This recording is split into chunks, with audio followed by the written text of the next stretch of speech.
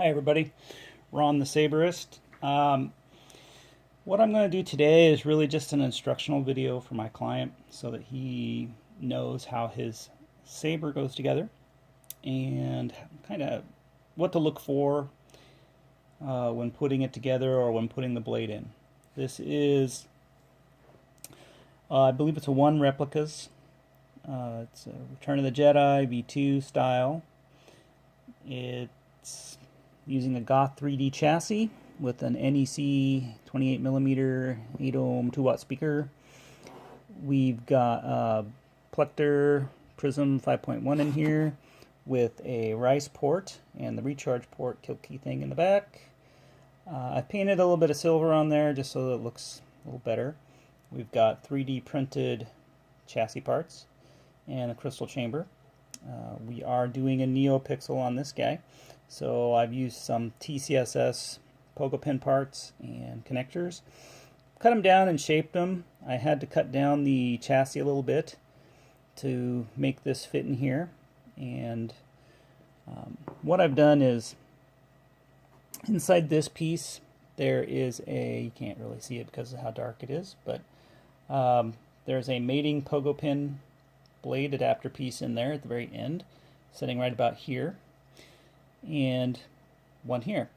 Now the blade, because it's this piece sticks up a bit inside the emitter, what I've done with the blade is it's inset, and you can see that there. I've got a little bit of tape going on, but drilled and tapped the holes so that I could get the set screws through and into the piece that's inside the blade.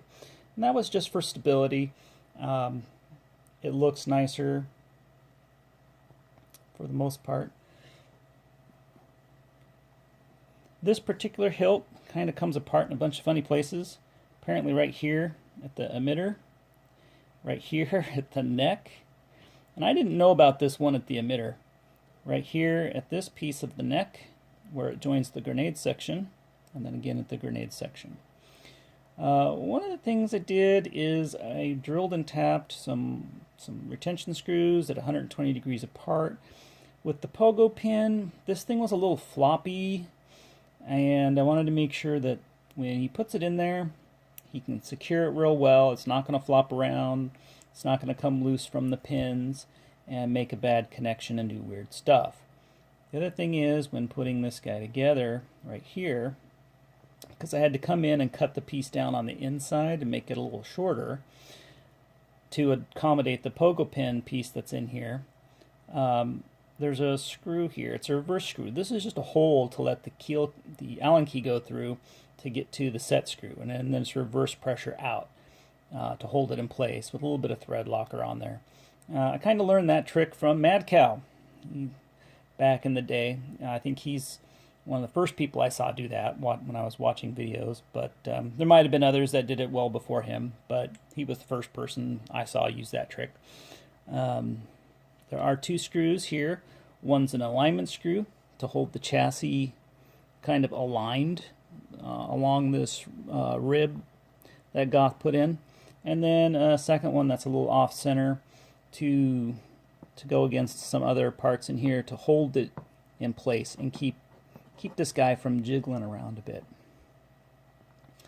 So when I put it together, I used a NeoPix right there underneath the crystal, and I did that so that you could have at least a matching colored crystal chamber. I also put in some regular accent LEDs.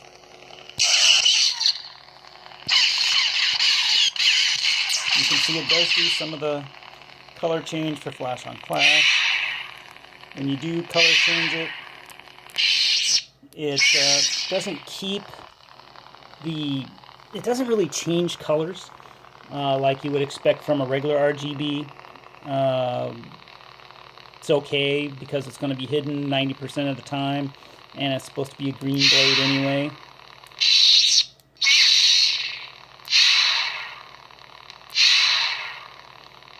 So So, but it does give a nice blue.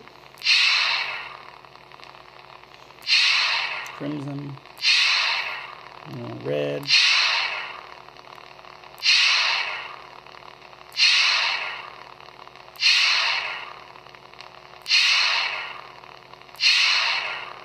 And I might have missed it, but it's green enough.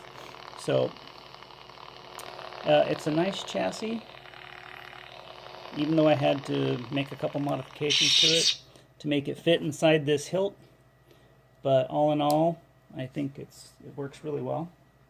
So let's see if I can put this together without making too many mistakes here, since I can't see too well to see what I'm doing. You have to push it in a bit and hold it in place. It is a 440 set screw, and you just turn it down a bit until it's somewhat flush with the grenade section. You don't want to go too far, because otherwise you'll put it all the way through. And so you can see it's really just there to keep it from falling out. Now this one you're going to set, and that's the one that helps with the alignment and really keeping it in place.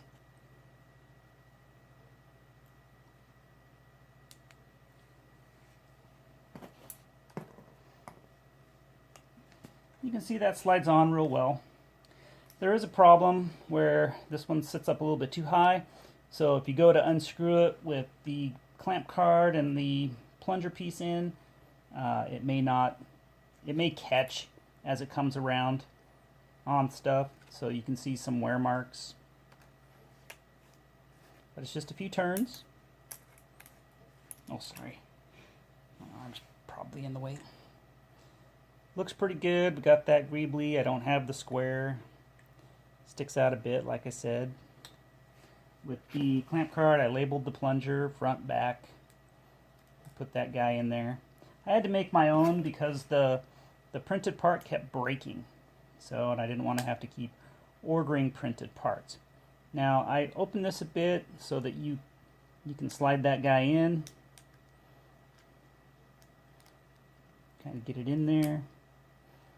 And compress it with your hand.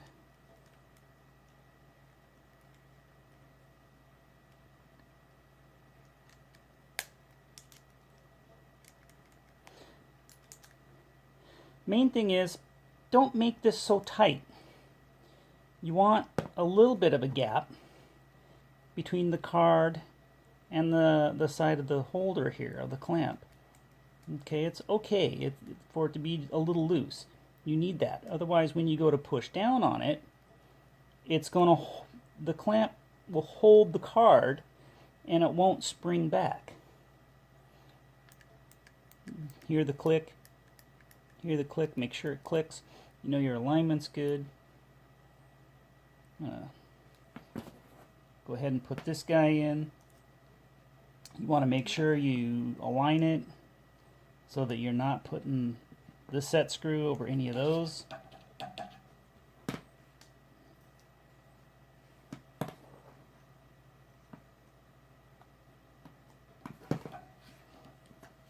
These are 832s, so he's going to have to deal with metric. So I tighten it till I feel it snug a bit on each of these. Then I know it's touching the blade.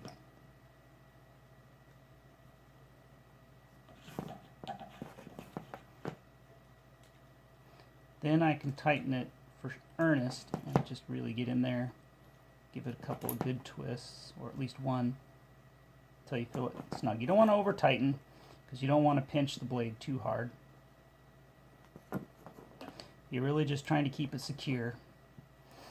Okay.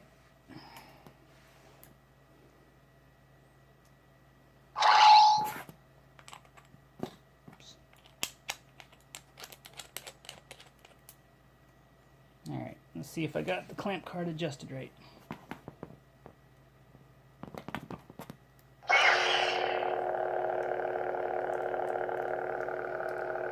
Maybe not. You have to take a look at that. Yeah, see it slides a bit if you don't get it tight enough. But other than that, that's how you assemble it. So you can see that it either is not aligned with the card real well. And you can take a look in there.